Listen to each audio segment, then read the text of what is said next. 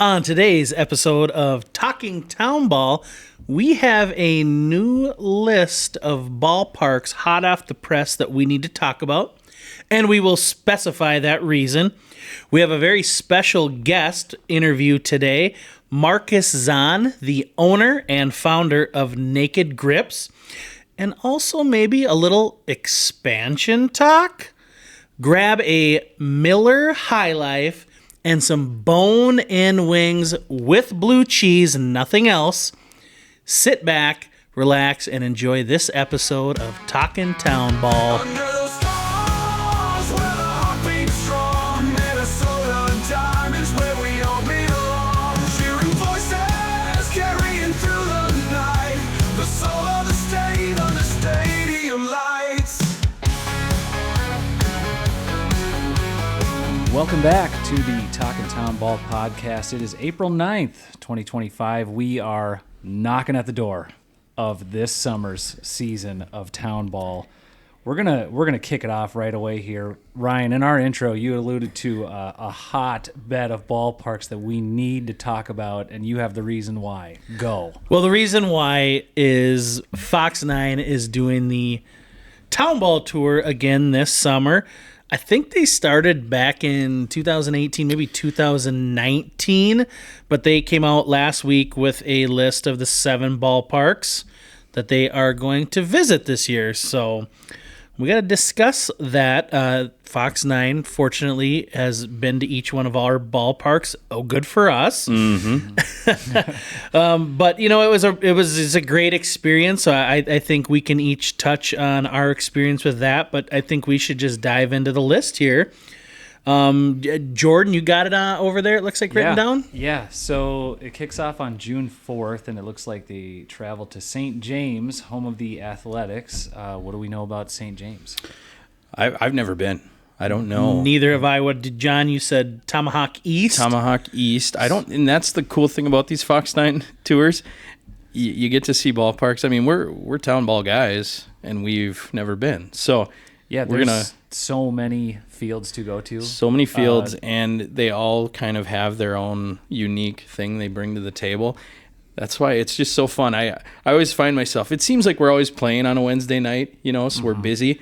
But I always try to catch the replay later that night to kind of see how it went for that team. And the fact that we all have shared the experience of hosting, you kind of understand, okay, what they're going through and how much work it actually can be to set that up. Yeah, it takes a village, we always like to say about volunteers and stuff, but events like this, and it's super cool that Fox 9, goes out to these parks and puts this on, but it takes a ton of people to put it together, and typically, everybody that hosts, they have some sort of special events. They have write-ups and stories and interview people. You're right. But it is cool that they're leading off with maybe a team that or a city or a park that you haven't heard about that much, and so you're gonna learn a lot. They tend to highlight a ton of stuff across the board, so you get to learn a lot about the ballpark, the city, the people. Yeah, they dive deep into the history. I know, and we can talk about this later, but when we've hosted, they talk about they go way back. Talk about history. So St. James, you get to lead it off, and they are followed by June 11th. Fox 9 travels to Shakopee. Any takes on that, Ryan? My big question. I use that word big a lot, and I need to stop. Is it going to be the Indians playing or the Coyotes, or are they going to do some sort of Coyotes play at 6? Maybe the Indians are playing at 8:30. I know the Fox 9 isn't going to be there all night. Well, they probably will be there all night. But Shakopee, 2 town teams, so I don't know. They're featuring the ballpark. But you could do a double feature. I think the large portion of the coverage is that 2-hour lead up to game time. Well, who knows? They probably have a schedule they want to keep, and that's okay from 5 to 7 o'clock. We kind of have a lead up. That doesn't leave a lot of space for a doubleheader. So, where in the past we've had youth games going on while that lead up has occurred. Probably an opportunity for both teams to get out there during that night. Probably going to be very schlepper heavy. I think it's Dwayne Slaughter's their Cole Flick of Shakopee, the mower guy. The artist. Hopefully gets some airtime. Bob Greeley, Top 100 Ballpark. Bob Greeley is a Shakopee guy, so maybe he'll get some airtime too. He's a Kimball guy. He's a Shakopee guy. I mean, he'll probably tell you both, I guess. He's like a guy who's just claims roots everywhere. But you know what though? He's been to all the ballparks twice over and like inspected every nook and cranny, so he can just claim wherever he wants. Sure. I feel like he's allowed to claim residency, and that if you're looking to continue to play baseball, I think that maybe the NBA should introduce we have like the grandfathered in rules or the hometown rules, maybe heritage rule. If you've been to every ballpark, you can play for anyone you want. Absolutely. Well, who's next? Yeah, they go from Shakopee on June 11th, and then it's June 18th in Avon, home of the Lakers. I love Avon's Park. It's awesome. Yeah, and in our previous episode we talked about Avon's Field a little bit and how interesting it is and its location and the renovations they're doing at that park. So I look forward to that one. Yeah, that's definitely gonna be a DVR one for me because that was one of the parks I picked that I definitely want to play at, and not just because they're hosting the state tournament coming up here maybe next year already. Getting my years mixed up, but yeah, Victory League, first Victory League team to host a state tournament. Maybe they're the first Victory League team to be on Fox 9. Somebody can let us know. Might have to confirm that. Yeah, might have to look, into that. So right. If you haven't had a chance, check out their Twitter. They've posted all about their new renovations they're doing to the park, and give it a look. I'm sure they'll highlight it on Fox 9 night, but check it out on their Twitter. For sure. Then we go on June 25th over to Brownton, the Bruins. They are no strangers to hosting events. They not only have Fox 9 night, but they are also a state tournament host this year. They were also the first to host the Knocking Out Cancer Night or Day. I think we both played in that, Ryan, the first time that they hosted that. We were the morning game, and it was the worst game of baseball. It didn't get done until almost the nighttime. We beat the host team. I think the score was 24-20. I don't know if anyone enjoyed that, but it was a great day at the park. They had a lot of cool stuff going on. Randy Shaver was out there. I think all the proceeds get donated to his cancer research fund, but great cause, great, beautiful day. But yeah, we were supposed to play after you, and I think they were all supposed to be 7-inning games. Ours was not. We actually played 11 because we played Play-Doh and we beat them in 11 innings. Oh my gosh. It was supposed to be 7. We ruined their scheduling that day, and we apologize to the Brownton Bruins because they're great guys. But I think it was the 5th or 6th inning. And it was 24-20 or whatever going into that bottom half, and I won't name the umpire who officiated that game for us, but he did ask both managers, hey, if this gets tied again, we're going to just end it. So it either ends right now or it ends in a tie. And we both said, yep, sounds good to us. Hutch played after us, so I didn't really mind making them wait around. No big deal. No big deal. So following Brownton, then we get into July. July 2nd is in Anoka, the Bucks. We know the name of the field. Have you guys played at Castle? We've played Anoka several times, but I think they've always come to our park. So right. Yeah, never been. Another one of those. You got to put it on the schedule. I got to watch that because a lot to learn. I've seen it. I Google image. I Google Street View every park. I swear in Minnesota. And I remember taking a look at their park, and it has like a unique build. The grandstand is like actually like a well-built piece of it's legitimately built like a building almost. I don't know exactly how to describe it, but I might be wrong here, but I think it's on the school grounds too over there, or am I wrong? Am I thinking of somewhere else? I think you are correct, but they might have one of those where it's owned by private entity / city. Gotcha. When there's high school or when there's town team and or like a Legion, Junior Legion game. Yeah. There's some parks that it's like Well, half and half, even though it's on the campus, because then like you can have beer. yeah. You're Which is a preaching to the plus. choir. Preaching Yeah. to the choir. That's exactly our setup in Yep, Litchfield. yep. So Well, yeah. No, cool park from what I've seen. I haven't been though. One of our pitchers / first baseman / DH, Jake the Snake, Jake Nelson. His dad's like the field overseer ballpark guy at Anoka, so heard a lot about it.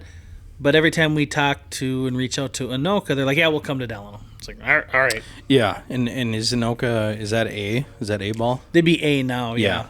So I mean, you get a lot of different baseball people involved.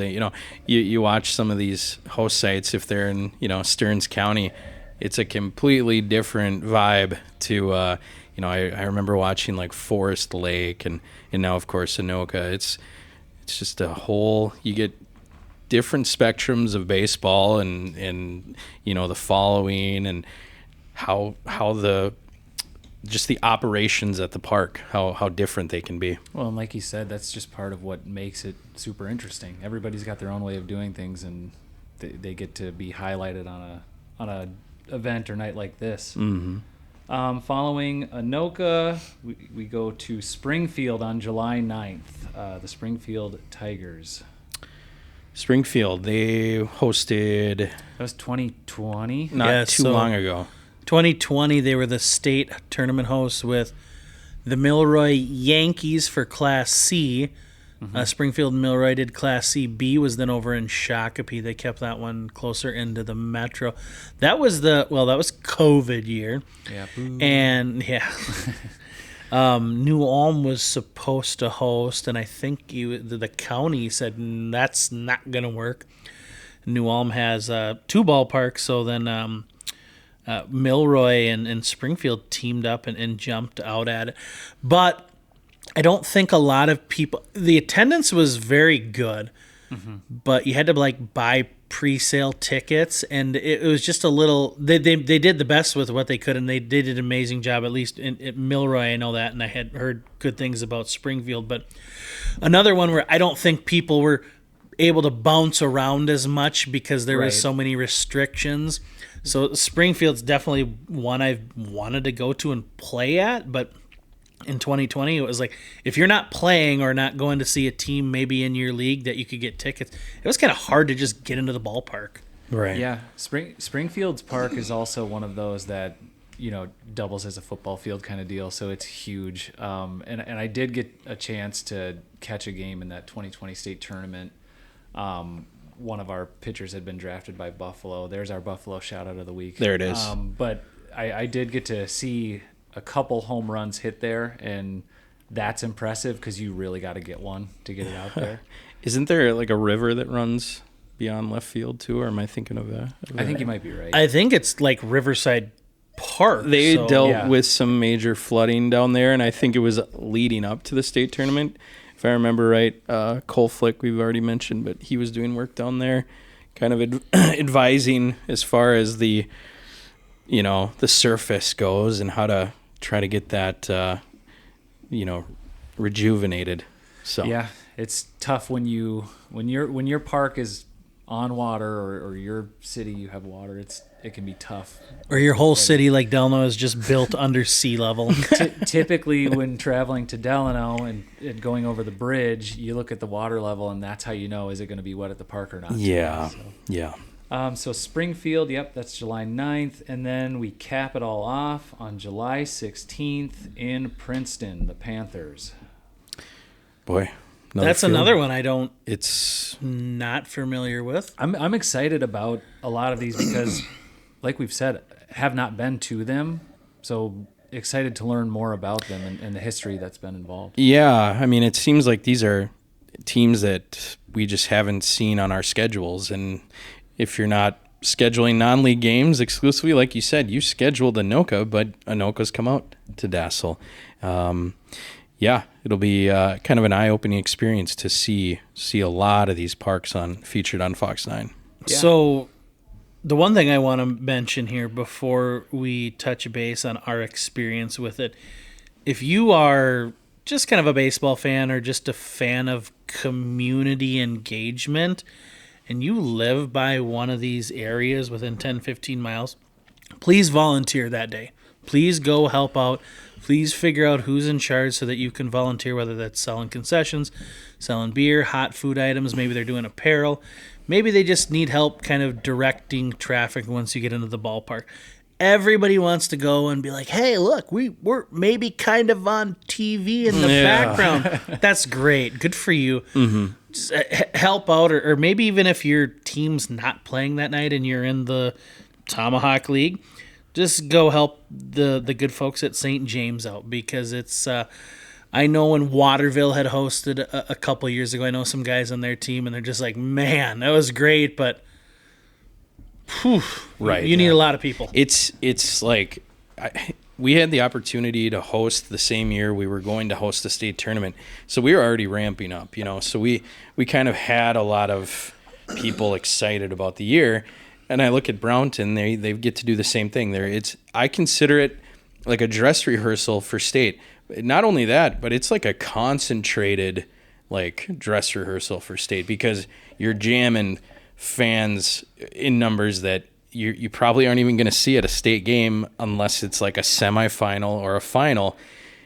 You're putting a ton of people in that park, and it's like a stress test for your poor volunteers.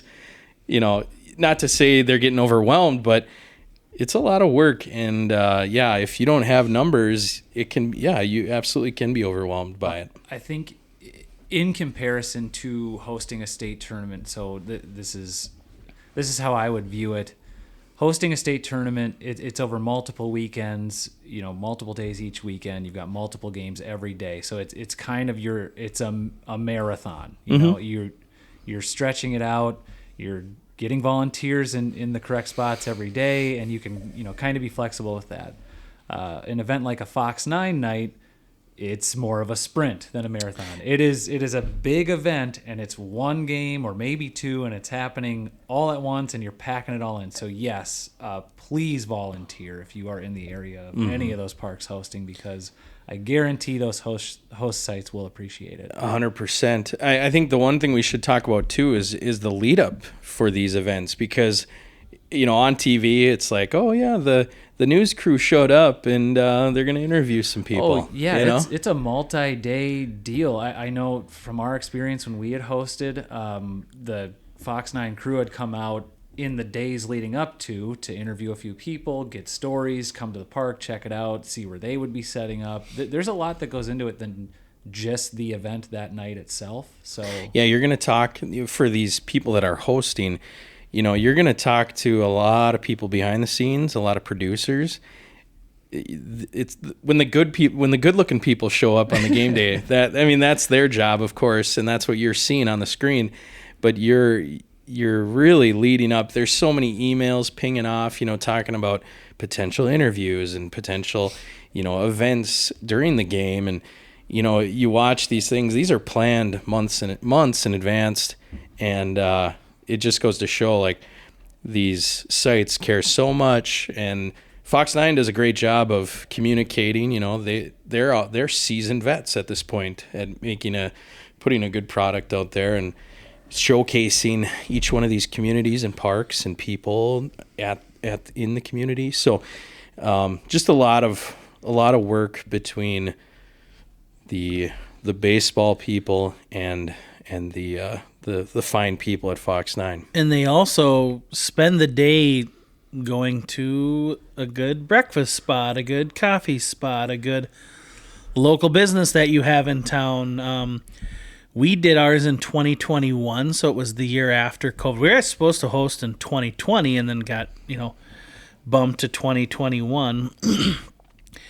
And some of quite a few of the places that we were going to try to send Fox 9 to were like doing takeout only, or really weren't fully back open at the time, which did make it a little bit tricky. I know, is it Shani Wells who's with them? She was just like adamant about the Peppermint Twist. And I'm like, well, we can call them because they're not open that early in the morning. Shaney called them and they opened up for her, and Awesome. she, had a pile of raspberry shakes when she did show up to the ball field. So yeah, they do interviews at different locations too throughout the day. So for all those 7 ballparks and cities hosting, think of good spots for them, and then really promote those to your local people too.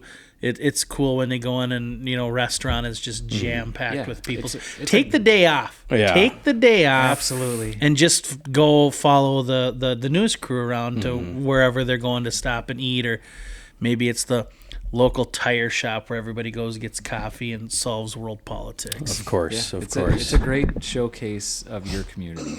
Yeah, and I think that what I took from it, I mean, I saw a lot of people, Litchfield residents, that I never had seen at the park before. And there's just so much pride in, representing your town. It doesn't matter if it's baseball, if it's whatever else. People are going to come out and they're going to support their community. So it's really just a fun time to highlight, put a spotlight on your town and the people in it. Yeah. So 7 parks on those 7 dates. Volunteer, check it out.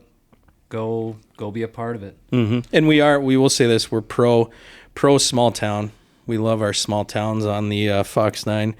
The Shakopees of the world. Yeah, Shakopee. They're gonna get their flowers too, but maybe send an extra bouquet to the St. James of the world and the Stern County teams that have been featured. And we'll say this: Fox 9, if you're listening, which of course they are, right? Oh yeah, they got it. I'm sure. Hey, go up north, late June. Where else would you rather be? Detroit Lakes. They're pushing for it. We, of course, Brandon. Oh, so that does bring up something we discussed in our pre-show meeting. We do have these pre-show production of course, meetings. we're professionals. They don't just pick these towns or teams like randomly there and just like, hey, we just gotta, they have a ballpark, let's go there. You have to write letters and nominate why they should come to your ballpark. So we see a lot of, what about us? Well, the Fox 9 people, we love them, but they're not out like just searching Townball on the internet. No, like let them know that you're there. Yeah, and, I mean, and why I remember it would be fun to come out. I wrote like a 2-page letter to them, and I think we still had to wait a full year to get it because they do 7. So Right. They're not picking names out of the hat. This is all lined up 9 to 12 months probably beforehand. Obviously, they might have some guidelines to, whereas, okay, maybe their travel is difficult. I think if you push for it, if you make it make sense, if you give them a 9-month heads up, you can make it work. And that's what we want to see. We're an up north, pro podcast here, so we want to see that happen. So all of our Liger fans and everyone up there, we're not just talking Detroit Lakes. I know that there's a lot of parks to showcase. So get out there, be proactive, and we want to see that happen. All right. So anything else we need to touch on? I know Marcus is gonna get a hold of us here soon. Was there anything else jumping out at us? I know there's maybe some stuff on the waiver. We can probably table that. I know in the coming weeks we got a state board meeting here in a few days. We have games within a week that maybe we'll get to talk about. We're gonna start doing some rankings too. And they're going to probably be all over the place, and then we can get called names and stuff on you're social definitely media. going to let us know we're wrong. We can be a little bit clueless. We know our central Minnesota ball pretty well. We're going to have to utilize kind of the 2024 results and who went to state. Who went to state. We're going to build off that. But, of course, now you got regions that have different setups, and we'll have an opportunity to kind of speak on that and what we think might happen out of those new regions. Well, so we'll probably pick. Sorry, Jordan. We'll probably pick, a couple regions or districts and sections, and week by week, and maybe just run through them and figure out who we think's going to be at the top. And we'll probably be wrong, but Oh, of Yeah, course. Whatever. We'll definitely be wrong, and that's where you, the listener, not only can you light us up on our Twitter handle or our Twitter page, you can also just let us know what you know about your region. Absolutely. and give us some info. We got a local guy who loves ranking teams in the North Star League. We absolutely do. And We're not going name to name dropping. names. We're not name dropping. We are not going to throw this individual under the bus. No. But send us your rankings. We're cool with all of it. I mean, love it. the more we can have, the more info we have, the better. The more, the better. And that same sort of interaction that we're asking from our Twitter following or anywhere, let us know if you've got, maybe you've got a guy retiring, maybe if you got some renovations you're working on at your park. Send us a message, because we want to cover everything and give a kind of a broad look around the state at any sort of small bits of news that we can. Yeah, with that being said, I think we're going to get a hold of Marcus here, and we'll enjoy the interview. All right, we are back with our special guest today, and that is Marcus Zahn, the owner and founder of Naked Grips. Marcus is a Townball guy just like the rest of us in here, and he has a pretty unique story from Townball guy like us to making wood bats, and now what he's doing with Naked Grips. That's the name of his company. So yeah, Marcus, if you wouldn't mind just kind of jumping right into it, give us a little bit about the Townball background, and we jump right into the bat side of things, and we'll get to Grips when it's that time. Awesome. Yeah, sure. Thanks for having me, guys. I got into Townball, not to date myself, but 2007 or 8, right when I was getting out of college, I started playing for Maple Lake, and played there for 9 or 10 years. I think it was 9, and had the good fortune to play with a lot of great guys, and on some good teams too. So this was kind of back when Maple Lake was a Class B team for a period of time when I started, and I think we finished as high as 3rd, and then I was on the my final year playing was with the 2012 Class C champs, and baseball has always been a love for me, and an outlet as well. And so after I retired in 2012 from baseball, kind of helped out a little bit with the hosting of the tournament in 2013, which was in Maple Lake, Delano, and still just kind of had that itch. So you get away from the game for too long, and it kind of has a way of bringing you back, and that was kind of the genesis of Meridian Baseball Co. So I don't know how old the average listener is, but Meridian was where we kind of cut our teeth in wood bats, and it started as a side hustle while I was working at Wells Fargo, and I just quite honestly hated it. I was in a cubicle and generally pretty miserable, and started kind of doing the side hustle, making wood bats. I traveled out to Pennsylvania, trained on a CNC lathe, liked it, bought it, and kind of was off to the races with kind of in the custom bat space, and kind of did that for a while, and COVID hit, and the lumber market got pretty disjointed. Supply and demand was really out of whack for actually lumber for logs, so we had to kind of decide what we wanted to do in terms of how we were going to offer our bats. So we went with the naked bat model. And we were also weighing whether or not to actually go fully vertically integrated, which is to say actually buying our own logs.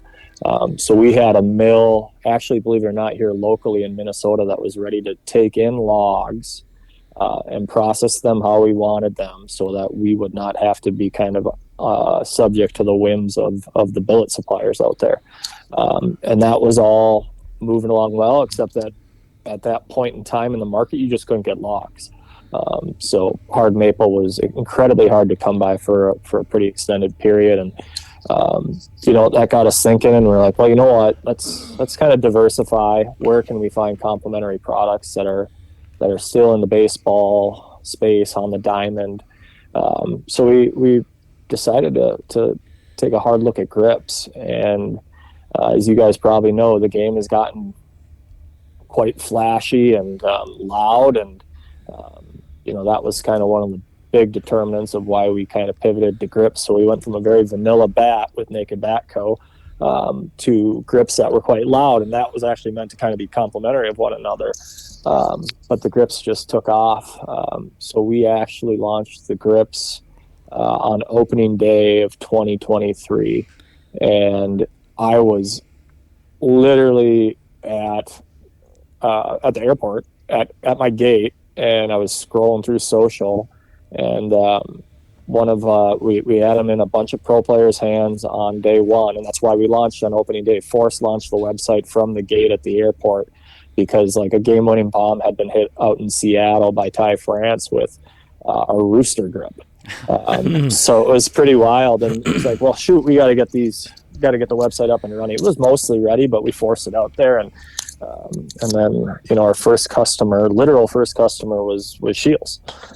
So we were just off to the races, and it's really just been a whirlwind ever since, kind of keeping on it in terms of making sure the MLB guys are satisfied, as well as up and down the ranks, both baseball and softball. So Marcus, I'm going to reverse a little bit. Sure. You had Meridian, and then you went to Naked. Why the change from Meridian to Naked? Because what was the reasoning for that?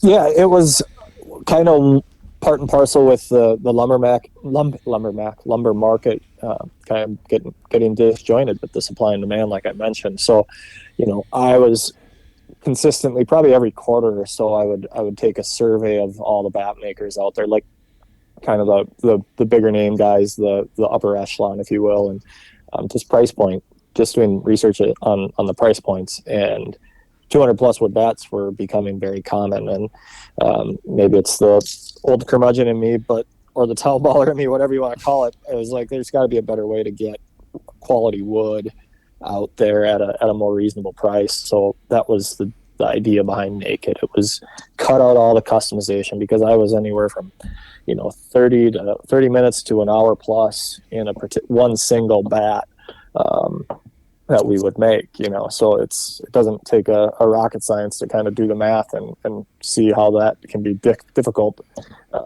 in terms of like an hourly wage and the economics of it. So the beauty of the Naked bat was like, we could throw it on the lathe, have it cut in 3 or 4 minutes, and we could cut 50, 60, 70 bucks out of the price for the same kind of wood that was being offered by the big names, and sourced from the same supplier as the big names, and their upper echelon tier of split billets. So yeah, because I remember I still have a few Meridians. I know you made a custom one for the Delano Athletics, and then I was like, oh, can I get one? And and you're like, oh, do you want this and this and this and this? And I'm like, Marcus, you can put my last name on it if you want. And it was like, I just wanted the all black Ken Griffey Jr. looking one, and I'm just like, if you want to put my last name on, go for it. But I think you were getting a lot of guys like, Marcus, dude, just give me a piece of wood. I don't need all this stuff on it. Yeah, especially locally, right? Like, I don't think, or at least at the time, a lot of kind of my cohort in Townball couldn't care less about the flashy stuff that all the kids eat up these days, right? So it was a pretty good fit in my mind. So that was kind of the origins of the Naked concept. Absolutely. So Marcus, I would say I'm kind of in charge of like our bat budget in Litchfield, and it seems like every year we set aside probably, and maybe for the normal listener, they don't know what this is all about, the costs involved with Townball, but any given year you might be putting $1,500 into bats if players aren't involved with buying their own lumber. So some of these smaller towns, that's a huge expense. Baseballs obviously are going up in price, but boy, bats, we've seen it skyrocket for sure. Yeah, and I'm not no longer privy to like the pricing out there, but I assume it's been flat, steady, if not higher, post COVID. I'm sure it came off a touch thereafter, but once you get to jack that price up, it's a lot stickier up higher than it is. It climbs faster than it will drop, right? Right. So we were seeing billets north of $50 a piece. Pretty consistently across the board, and that was both split suppliers and Zahn billets. And you can buy the best billet out there, but you still have different issues. You have to make sure that the weights are dialed in order to get to a drop free on call it a 271 turnstile. And you also can cut a beautiful billet. I actually made a fungo for a buddy the other day. Beautiful billet. It was like one of my last like fungo weight billets, and it was perfect. And we cut it, and sure enough, right in the handle is just this nasty knot that you couldn't see before you cut it, right? So that turns your, you call it a $200 bat order, a $100 bat order. Well, you're breaking even then at Right. two $50 billets, right? So it got, pretty challenging for a while there. So I certainly understand why the prices have gone up, and it's a tough business for sure. Do you obviously you're probably really up on the bat story right now that's dominating the headlines of the torpedo bat. I mean, in a situation where you were still in that bat market, what would you think your last 3 or 4 days would have looked like? Oh, I don't know if we would have chased it or not. It's just based on what I've seen the last couple days. It's like everybody is, right. Well, right. They see kind of a pot of gold, and they wanna take advantage. They wanna be in on it.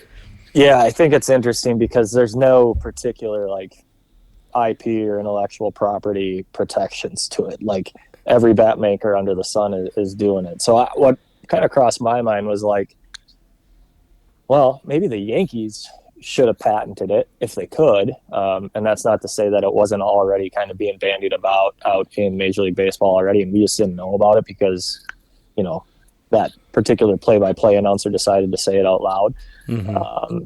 So my general feeling on it is it's whatever advantage could have been taken from it will be competed away immediately. And then I think the question is more, well, what do the pitchers get? Like if you give another advantage to the hitters, it's like that will be competed away on every lineup across the MLB. But for the pitchers, I mean, that stinks, right? If it does turn out to have the results that early indications would seem to indicate, I guess. But yeah, it's interesting. I think there's some. I don't know how large the actual sample size is out there because it is absolutely legal. Like I have the regulations, and there's nothing illegal about it, provided the barrel doesn't get past that diameter, and it's not low density maple. That's actually a term they use in terms of the density per like whatever unit of volume for a bat. And I think there are some interesting questions that might arise. I don't know if they will or not, but this idea of a two-piece bat brake, which is what that whole ink dot on the handle was for, and right. That was all a function of trying to reduce two-piece bat brakes. I think this could create some interesting events potentially in terms of what do these bats look like when they break in two pieces. Right. Does that torpedo actually fly a lot differently after it breaks off the handle versus a more symmetrical barrel? I'm real curious about that. I said, I think that's something. The sample size is what will have to be. Yeah, I think we're gonna probably find out how they fly because it seems like everyone wants to get their hands on one now and try it out. But. Kind of pivoting here from the bats, like you did, you transitioned from making bats and being in that field to different baseball items, still in the baseball game, but something completely well, not completely different, but something different from just bats itself. So if you want to touch on your transition from naked bats to naked grips and what you all have to offer for that and how that's been going and kind of your start with that. Yeah, for sure. Yeah, it just, like I said, it's kind of the direction the game has gone. It's just this kind of louder style, whether that's kids or different kind of subpopulations, if you will, in kind of the MLB and MILB ranks. But we launched them, like I said, on opening day, and we had, I think we had, I don't know, 60 sent out to clubhouses opening day, and we had over a hit rate of 50% on the guys that received grips. That's awesome. And they had never seen or heard of or touched our grips before. It's like, I remember vividly laying it in bed with my wife.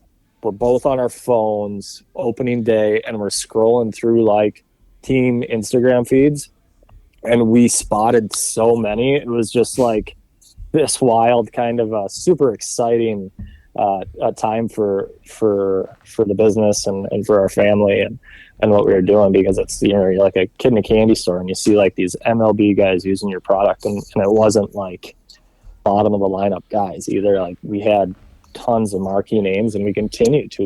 We just sent out our kind of opening day care packages just the other day, and are pretty excited to see him again and go from there. But yeah, we almost started with, so for those who aren't super acquainted with grips, like you typically have like a 0.5 millimeter thickness for wood bats, and then 1 millimeter or higher for kind of your metal bats and the youth ranges.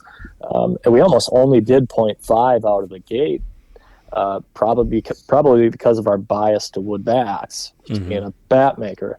But we actually opted to do both, and that was a pretty good decision, because that is the 1 millimeter is by far the best mover for us, because that's, I don't know, call it 90% of bats are metal or composite in some form and are using 1 millimeter grips or thicker. So, but yeah, it's been fantastic. Like, it's so much fun to see them on TV, to turn on a SEC baseball or softball game with my kids, and they get to see the grips that they help design sometimes, and we put pretty wonky, funky designs on them, and it's been great. Like, we haven't really seen any bias one way or another to more softball customers versus baseball customers, and our MLB guys are just as inclined to use a bright pink palm tree or a cotton candy designed grip as our 12-year-olds. So it's pretty wild, but it's a ton of fun. So Marcus, you had said you sent these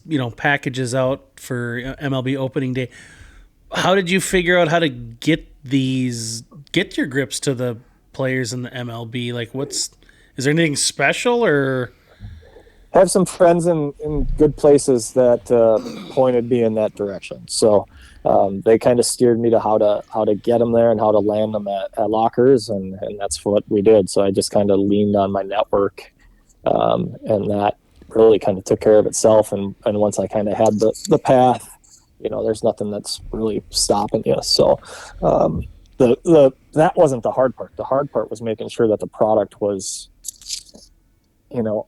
at the quality level it needed to be for MLBers to use them immediately, and that proved to be true. So it's been just pretty wild and a lot of fun, like I said. So we kind of branched off from grips and have kind of done everything from batting gloves, sliding mitts, and headbands, arm sleeves, that kind of thing, all kind of with a cohesive view to our design suite. So like, our cotton candy grip has a matching headband and a matching set of batting gloves, etc. So I think that's not only for the MLB cast of players, like they all love their own personal deal and to make those items their own thing, but just every kid across the nation is thinking, I like cotton candy. I can do the grip. I can do the headband. I can do the sliding mitt. It's cool. I can kind of show off something that says something about my personality. I think that's a pretty cool thing. Yeah, it's been really neat in a lot of different ways. Like I wasn't a player that was flashy at all. I didn't wear batting gloves. I didn't use a grip. I used an unfinished wood bat. So, here we are making these wild designs, and the get off my lawn and me kind of shivers at it sometimes. But by the same token, it's like I get emails from like moms, and they'll be like, "I just want to thank you. Like my kid's been so nervous and he's having such a hard time at the plate, and he put on the cotton candy grip and he hit 2 home runs and he's loving the game again." Like that's pretty special to me, and to hear that and be out kind of in the field and see kids' eyes light up when they see the product. That's pretty special, because we're in a world and an age where, the travel ball culture has really taken over, and it's become high stakes, high stress. Kids are burning out. They're playing 24/7, 365, and they're forgetting how to just have fun. So that's where we are, and that's what it's kind of our why, if you will, in terms of why we're doing a lot of this, because I think it's important to keep it fun for the kids. Have you noticed? I know that they talk about the international players at times being a level flashier than some of the American-born players. I mean, do you see that a lot? You mentioned that some of these MLB level guys, I mean, they're basically still kids with the way that they're, their love for these certain patterns. Do you kind of see that too? Absolutely. That the Latin American population tends to have to be more inclined to our flashier designs, certainly. But that's not a uniform experience. I mean, we certainly have pro guys that, just want solids. And that's fine.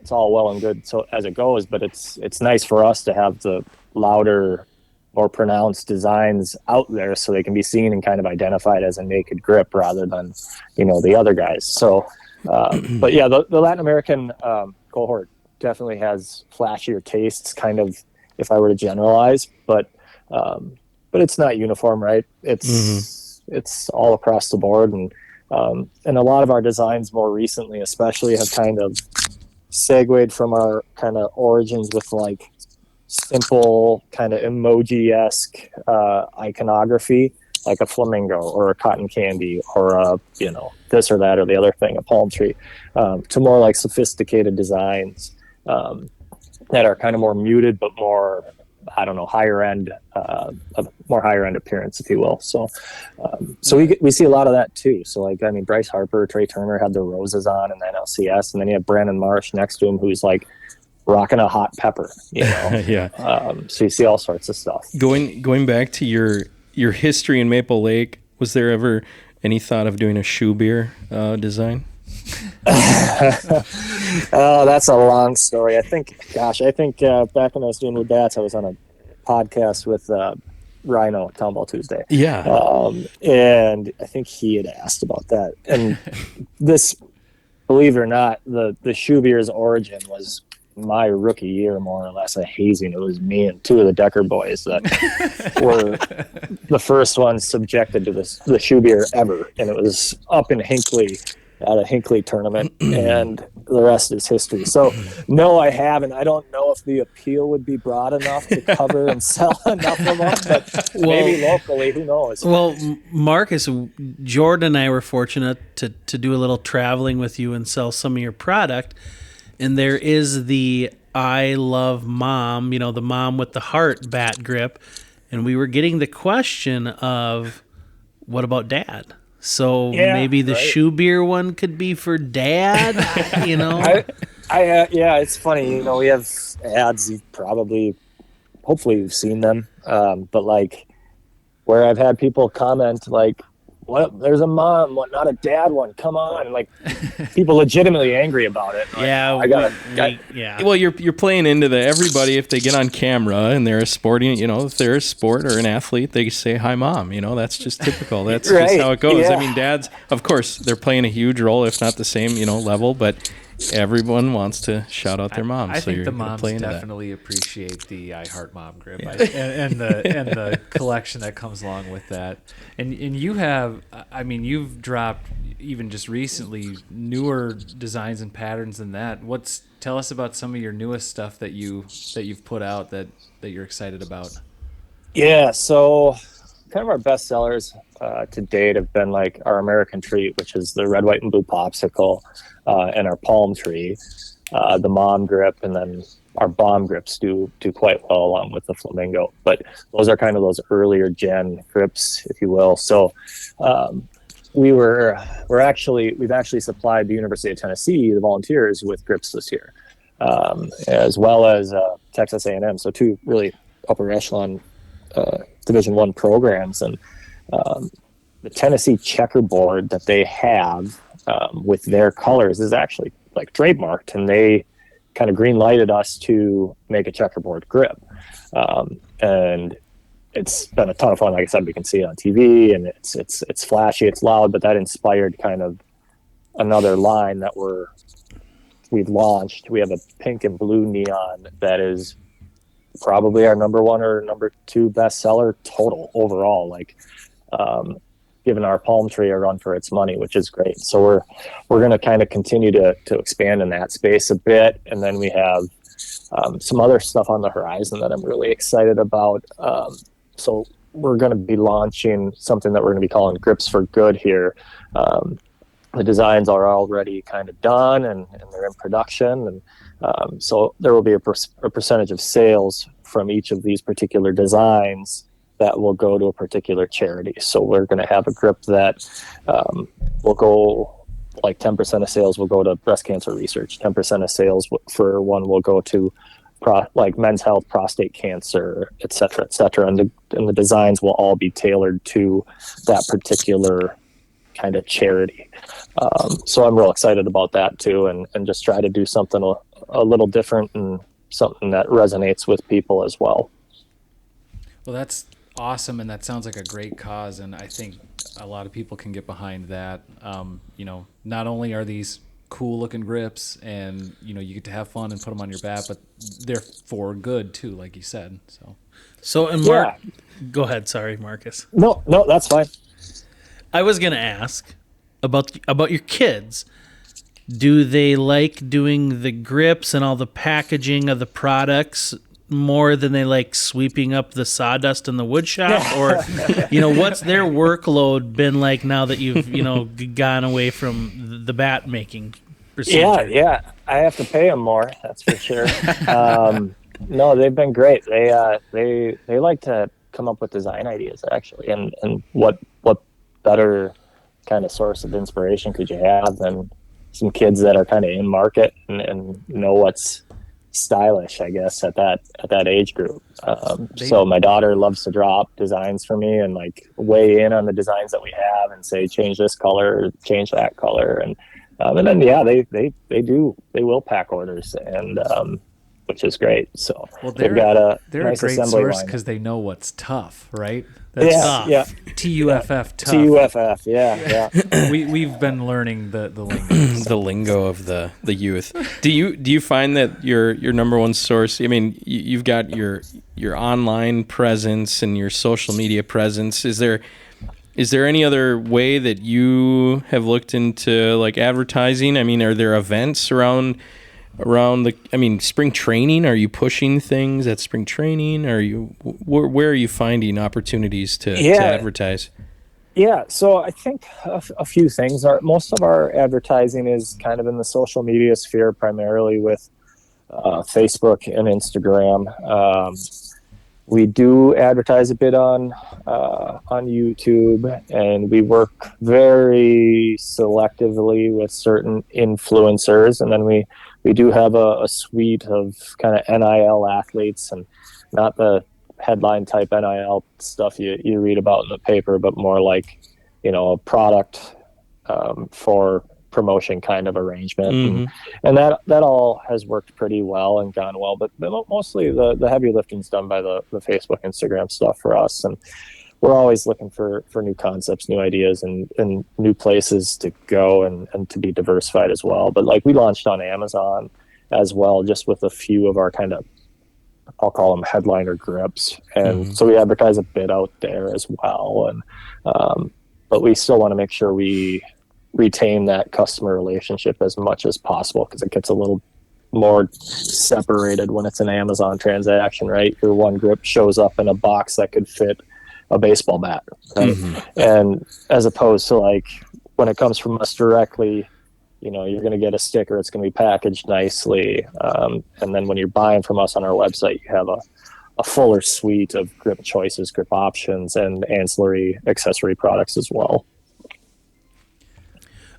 Marcus, do you still have you have two different series though, right? You have the artist series, and what's the other one called? The Iconic collection. Iconic. Yep. And so what's kind of the difference, between the Iconic and your artist series?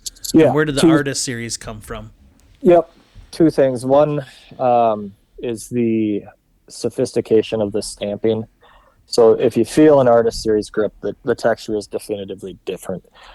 So we spent a lot of time trying to get that stamping dialed in, so that it was a little more friction in addition to the kind of built-in tack that is a part of the grip. And then secondarily, it's the designs are more sophisticated as well. Like I said, it's not these kind of iconic cutesy emoji designs. These are like elaborate paisleys, and like our tribal grip is kind of like one of those almost like an Aboriginal tribal tattoo. So things that were really complex, especially on the front end from a design perspective, to get it right, and took a lot of sampling and front end work to really get dialed in. But no one else has grips like them. Like we've had copycat companies and even the big company copying us, and they just have been entirely unable to match the sophistication of our product. So it's been fun in that respect as well. But those are the primary differences between the two. But they both do come in a 0.5 and a 1 millimeter. And then, like I said, we'll have a third series here coming up soon. Our Grips for Good collection. Very cool. So you are a Townball guy at heart, obviously coming through the ranks with the Lakers. Do you see an opportunity? I mean, it's not to say you've gone national and you've forgotten about your Townball roots. Do you see an opportunity for there to be a market for the Townball teams? You know, it's very, very traditional baseball, and you see a lot of teams that maybe don't buy in as much. But I will say this as a manager, the younger crowd is shifting that thought process, I think, in kind of their ways. Do you see there still being a market for the Townballers there In terms of grips? Yeah. Or any product that you would provide. Yeah, I would say grips will, I think, and this isn't just a comment in terms of Townball, but just in general, like more and more kids are using metal bats, and that's the feel that they get used to growing up. And I think with every passing year, as the younger demographic ages into Townball or into the professional ranks, like I just think that the proportion of grip users over time will continue to increase. So yeah, I think it will continue to for sure. As Townball guys keep signing young guys, they're gonna throw a grip on their wood bat. It's coming. It's coming. Yeah, and like I said, the 0.5s, they're nice and thin, so you can still contour it to your bat. You don't feel like you're losing the touch and the texture and like the feel for the bat. Like, I don't know, a lot of people actually even put 1 millimeter grips on wood bats, and it's not something that I would do, because I like, wood bat handles are already a bit thicker than a metal bat handle, and then you put a thick grip on top of that, I feel like you kind of lose touch with the bat itself. So I was, like I said, I was almost partial to only doing 0.5 out of the gates, but I think those thinner grips do work quite well on wood bats. Well, I think a lot of younger kids coming into Townball now, and I guess we would be considered the older crew or in that older group, millennials. But we are all kids at heart in that, we watch Major League Baseball and we see, a guy like Bryce Harper or Trey Turner or someone, they go yard and they're awesome and they're the best on the planet. And if they're using, a naked grip, me at 35 years old, I'm like, well, I want to use a grip because I want to be like Bryce Harper. So I think the young guys, they like that stuff, but I think the older guys too. I think it's just a growing part of the game. Yeah, and I think part of that is kind of the novelty of having designs that kind of resonate with people in different ways, right? Like, I mentioned our grips for good, like prostate, a grip for prostate cancer and men's health, and that I'll just spill the beans here. That grip will have mustaches on it, and that's much similar. We actually launched a grip right when we started with mustaches on it, so we're kind of borrowing from some of that design work and then making some modifications. But like here again, like, and it was fitting for him, but like Brandon Marsh was using that mustache grip a ton in 2023, right? So like as an adult with a beard and like kind of a gruffier kind of guy, he's got a mustache grip, right? Because it resonated with him, so which is fun. So there are different ways to do that. You can make something that's super appealing to a softball player or a baseball player or an older generation or someone that fancies himself a tough guy or whatever the case might be, right? So you just kind of, that's why you sprinkle it around and everyone can pick something that works for them. Yeah. And here again, we have 5-6 solid colors too. So right.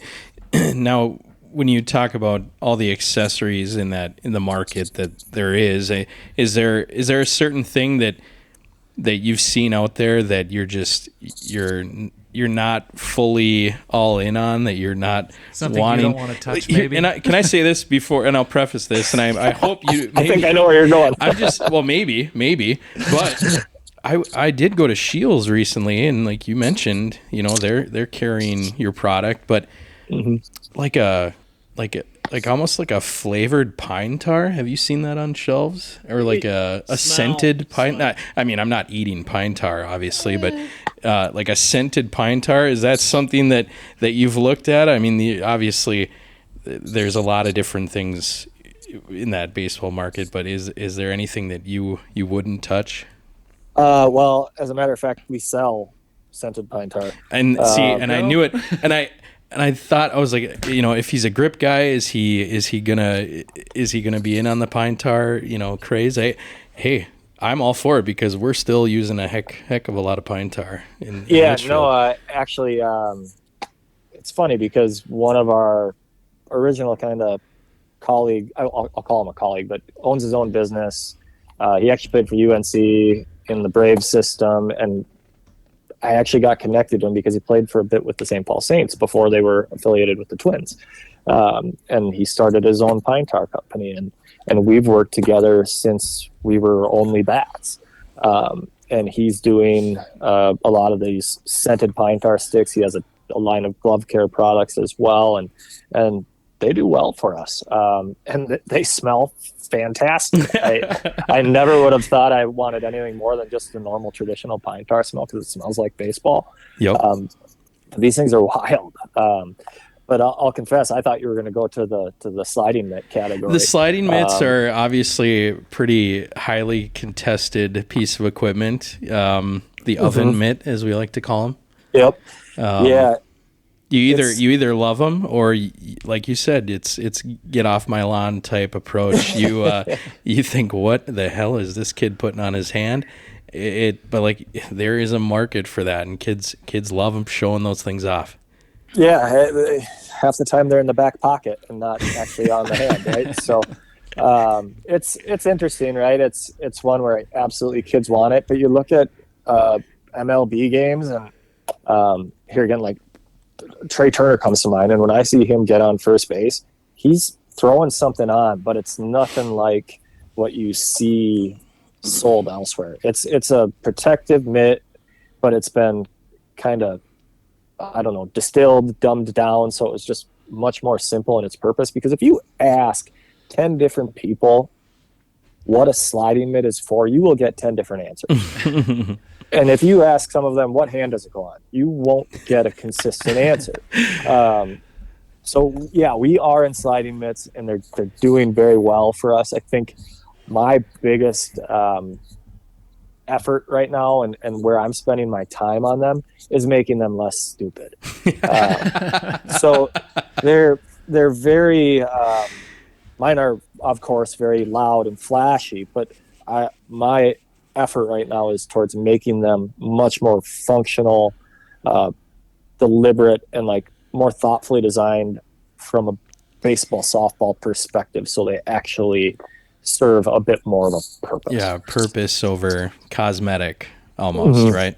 Well, and I feel Yeah. like that's kind of been a theme with all your products is, yeah, they're loud, they're flashy, and they look cool, but they're functional. They have a purpose for what you're doing. Yeah, I mean, even with the grips, like, we don't do anything boilerplate. Like, you can go do a lot of this stuff, and it's out there, right? Like, we've revamped the grip entirely.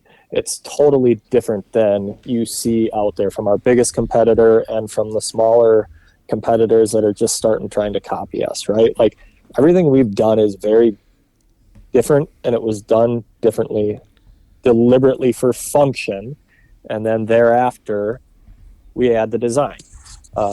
So that's kind of always where we come back to. It has to work first before you make it flashy. And then the rest kind of takes care of itself, because you just have to prove out that it's actually a good product first, and not just like something shiny, so. Very cool. Very cool. We're excited to see where it all, where it goes. I mean, you've already reached kind of the pinnacle, but just continually growing and expanding, your customer base. It's really fun to watch. I occasionally will get a Naked Grips, ad on my Facebook, and I'm seeing 1,000 likes and 100 comments, and I'm proud. I mean, it's kind of a fun moment to say, like, oh, I mean, that's your local. That's local. Used to provide bats for our squad, and so it's nice to have a connection there.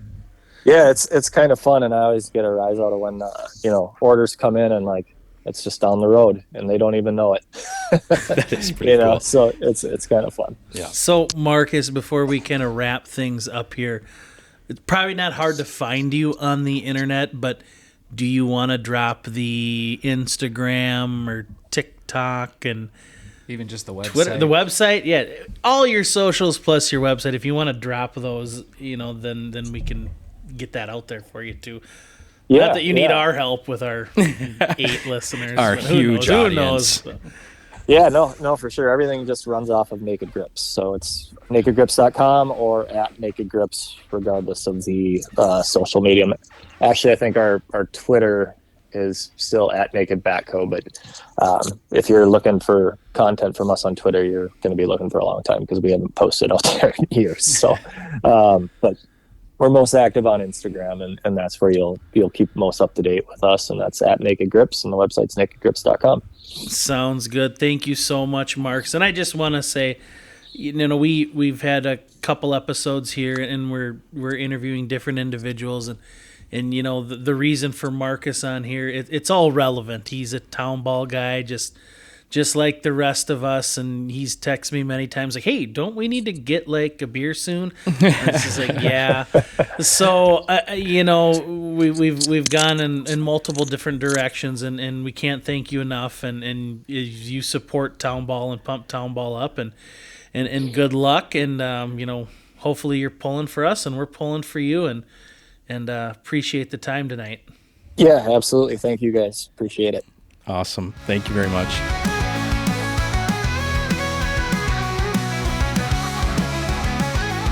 All right, welcome on back to the studio here with Jordan, Ryan, and myself.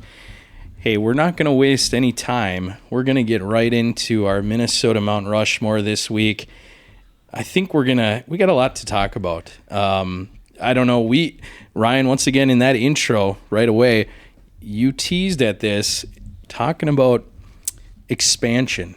in amateur team baseball because there's room for expansion, right? A lot of millions of dollars in There's town team ball. always room for expansion. I don't know about that millions of dollars. But every year there's always, unfortunately, some teams that fold, and then there's always some new teams that pop up, or there's some teams that are resurrecting their team. Or like Detroit Lakes, they were the Angels, and then they switched. Well, they didn't switch. They rebranded and started over as the Ligers. That's correct. And I think what we're going to focus on today, not so much the dark side of teams folding.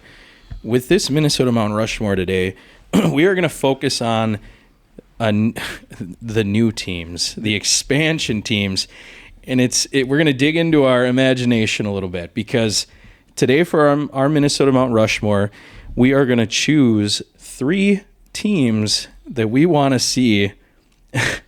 Three towns produce a team, and it's just strictly, it's like we said, it's out of imagination only. Really, no other reason why. I mean, we will give reasons. We definitely have reasons. We definitely have reasoning. But if given the opportunity to create an expansion franchise in Team Townball, this is what we would do. In terms of who wants to start, who goes first, I want to say this. Our last episode, we gave Jordan a premature win on one of our Twitter polls. You know what? I'm going to take it, though, anyway. I know that in the end, I think you had edged me out, John. I did. I think the Cold Spring Rockies maybe got a hold of the poll a little late there and gave me an extra boost at the end. But yes, we did give Jordan the win. It's not reviewable, I don't think. Keeping it. It doesn't go away. We don't have that review in place for that. So Jordan was given the win.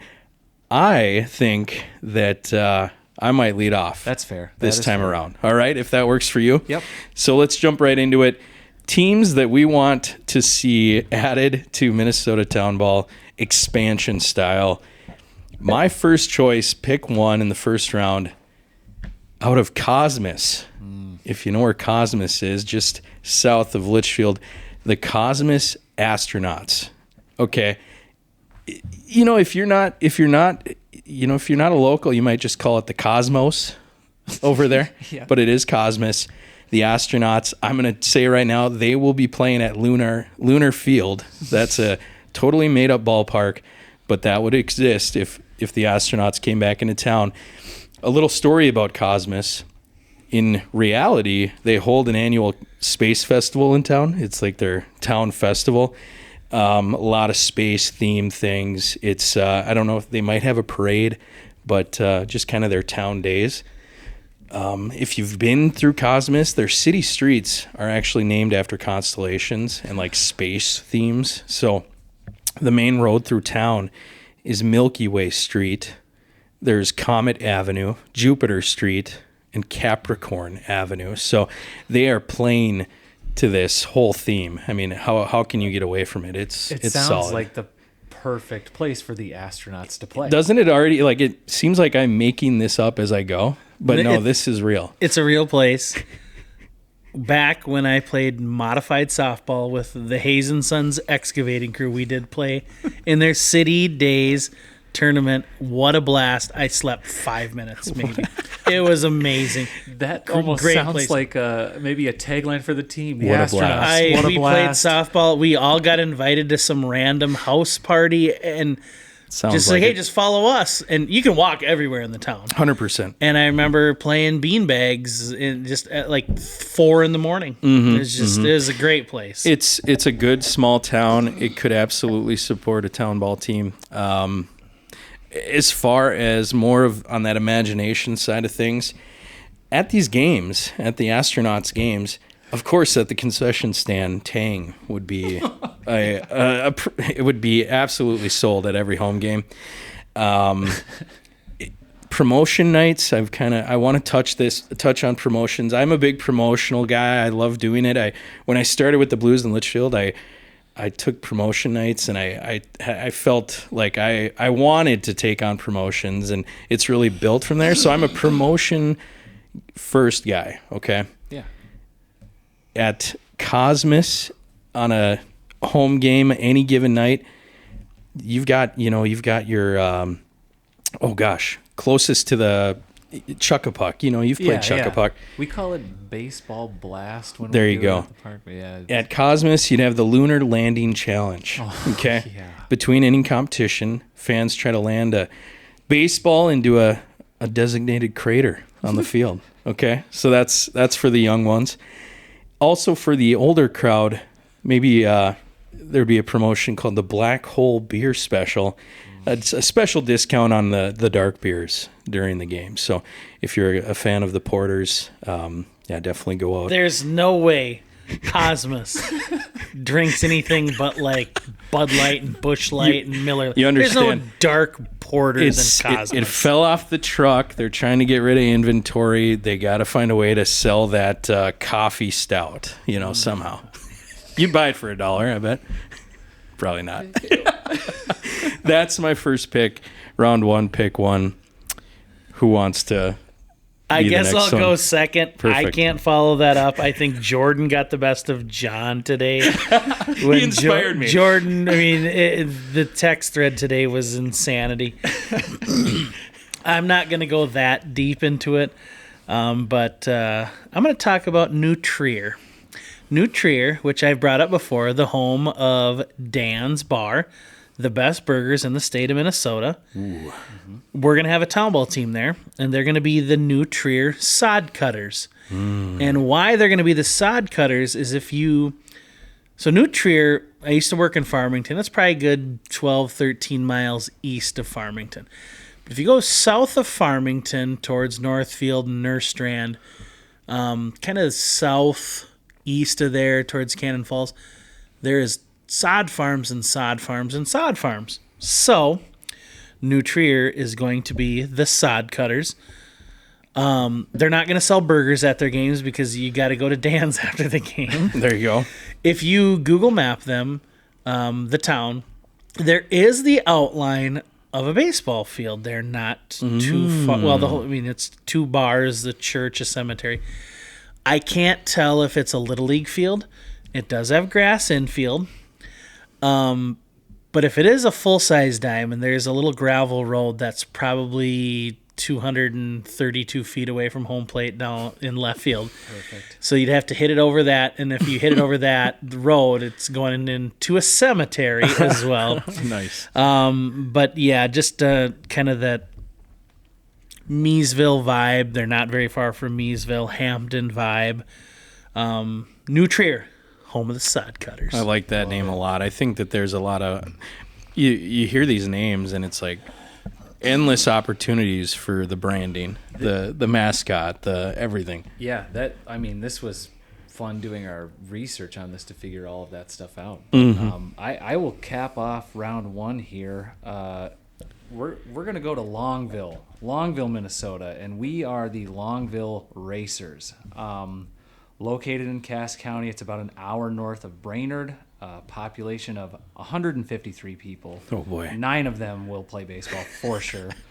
The town started in the early 1900s as a logging town, and now it's kind of like a cabin destination. Cool place for that. But for the last 50 years or so, they've been known for something else that I think is really interesting. And I don't know that if you guys didn't know, I don't think you could guess. No. Turtle races. Longville is home to turtle races all summer long, and I went on Longville's website, the city website, and I just want to read a real small blip from the website. Please do.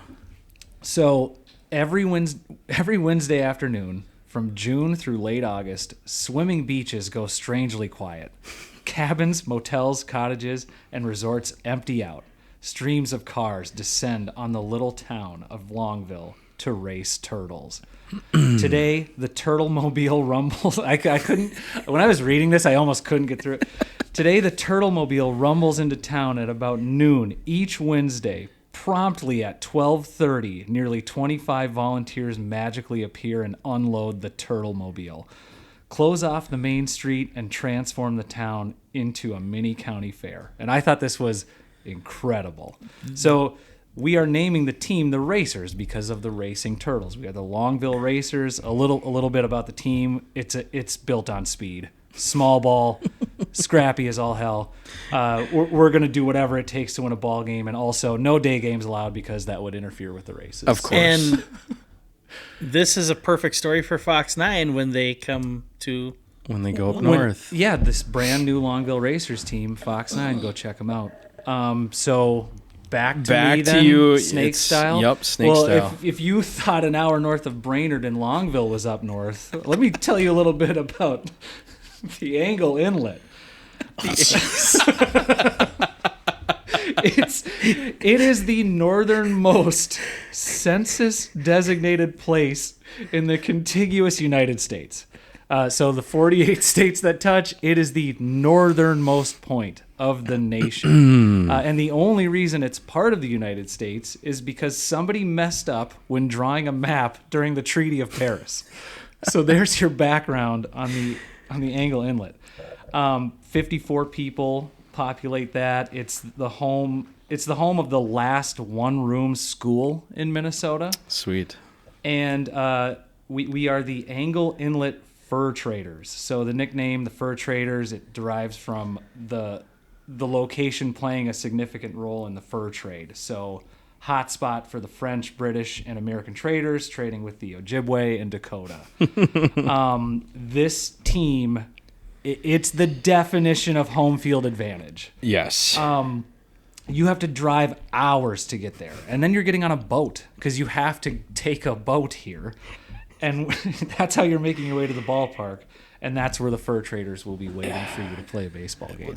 I mean, yeah, like the only way you can really get there by vehicle is if you have like an ice road truck in the middle of winter, right? Well, you need a passport. You need a because passport. You have to go through Canada. I'm saying if you don't have a passport, you better know how to swim or you better know how to use a canoe. I would like to know, Yeah.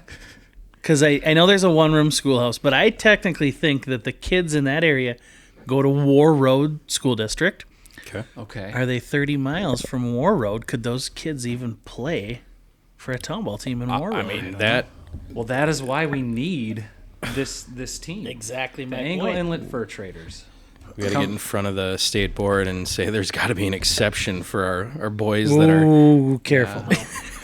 They'll probably be 52 people, I think. Yeah, maybe. one room school. Well, they The- got, a couple guys outside of their, the school. If you're got- basing it on school enrollment, well, They got some it guys can't be up- more than 52. up from Winnipeg University coming down to play ball. No, I don't know. That's a great pick. That's All my right. number 2. So back to Ryan. Mine's going to be a little more just baseball related. We're going to go down That's probably to good. La Crescent, Minnesota, just across the Mississippi River from La Crosse, Wisconsin. Now, I picked La Crescent because, excuse me, they always seem to have a very good high school baseball program. Mm-hmm. Always see them in the state tournament. Why don't they have a town team? Well, they do now because we're making one up tonight, and they are going to be the La Crescent Reavers, which is a river pirate, as they are on the Mississippi River. Mm-hmm. So La Crescent always got solid high school baseball. Let's see a town team. I don't know if those kids are playing. Maybe they go across the border and play in the Wisconsin Townball League, or they play in for Winona.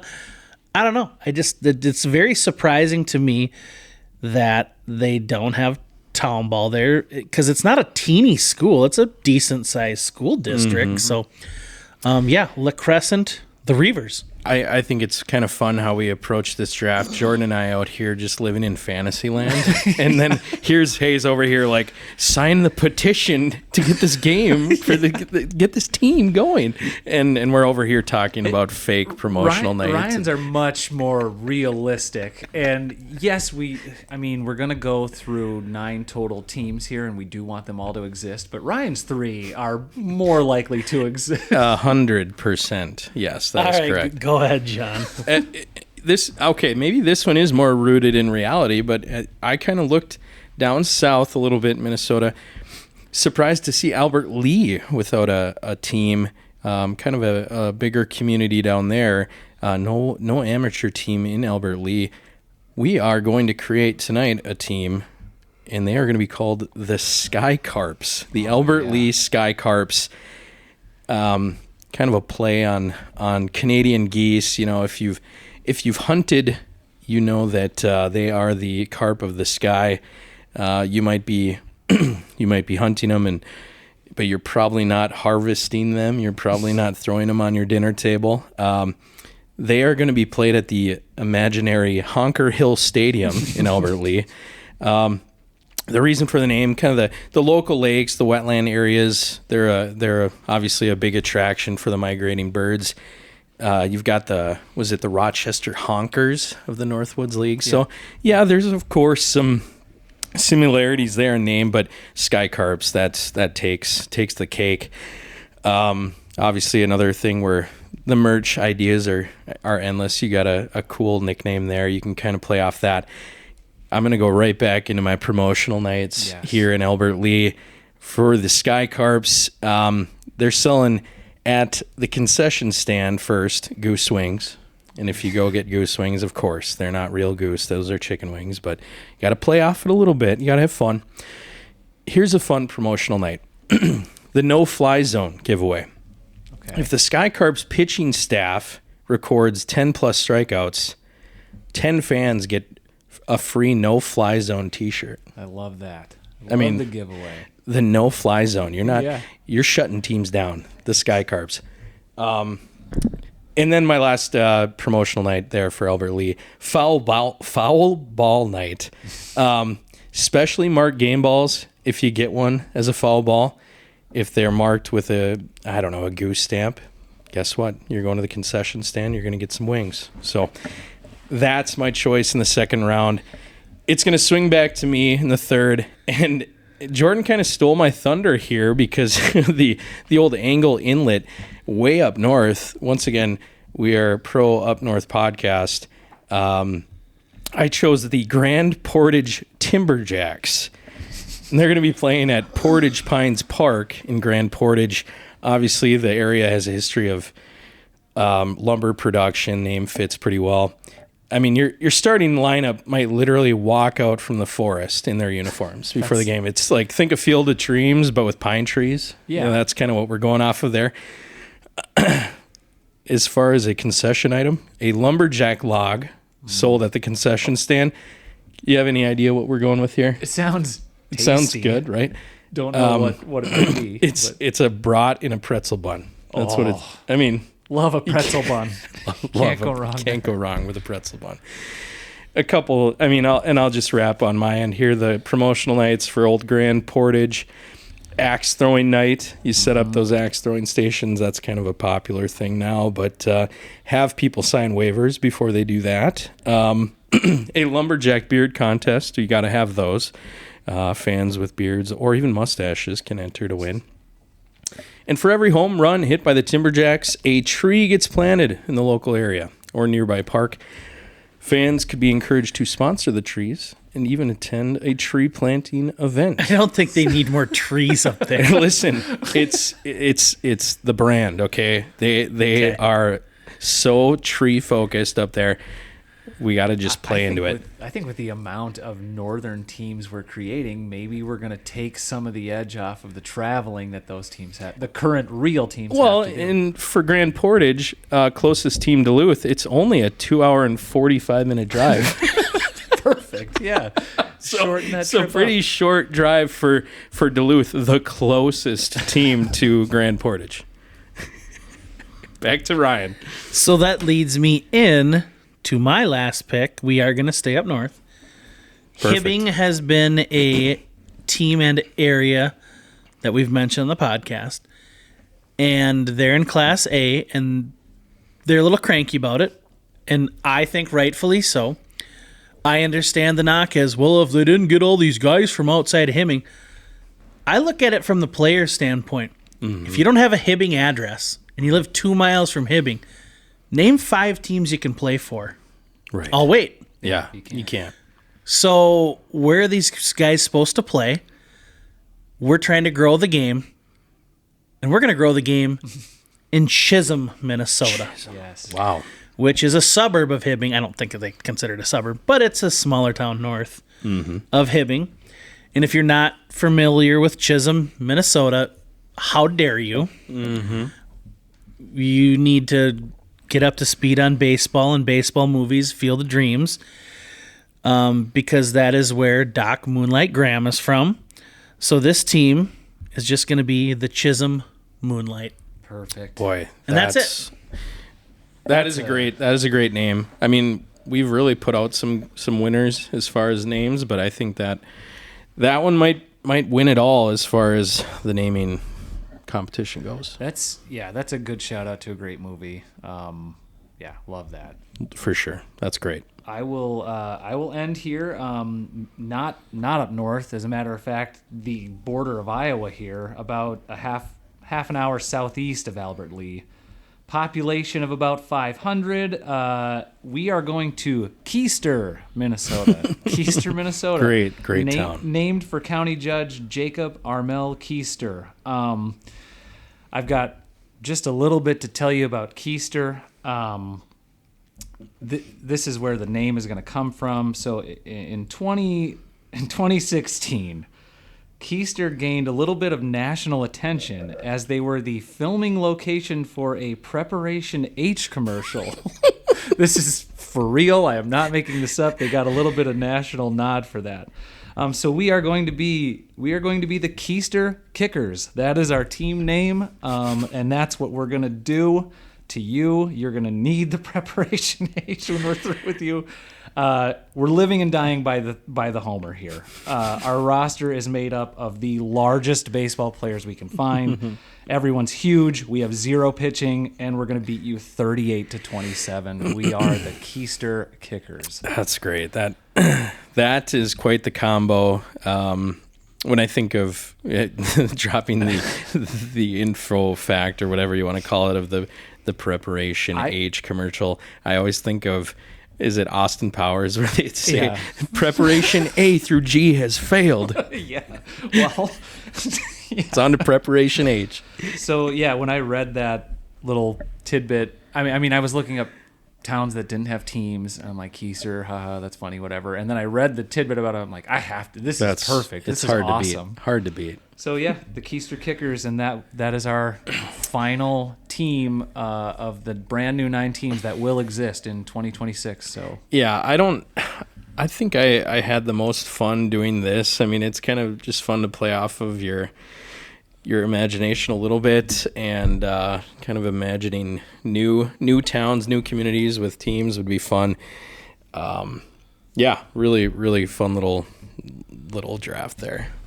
yeah. So Jordan, I was gonna say, did you wanted to wrap our podcast up tonight with some info on a Minnesota Hall of Fame? Yeah, so there's the Minnesota Amateur Baseball Hall of Fame. They are taking nominations through June 1st. So if you have anyone that you're interested in putting in the Minnesota Amateur Baseball Hall of Fame, you can nominate someone. Go on their website. The Twitter handle, I believe the Twitter handle is just at MN Baseball HOF. We're going to double check on that right now. Twitter account is at MN Baseball HOF. So it's Minnesota Amateur Baseball Hall of Fame, but the Twitter handle at MN Baseball HOF. Got it. And they are accepting nominations through June 1st. So go to their website, go to their Twitter, check it out. If you feel like you have someone you might want to nominate, go for it. And I believe that'll wrap us up for the day. Thanks for listening in again, and we'll catch you next time.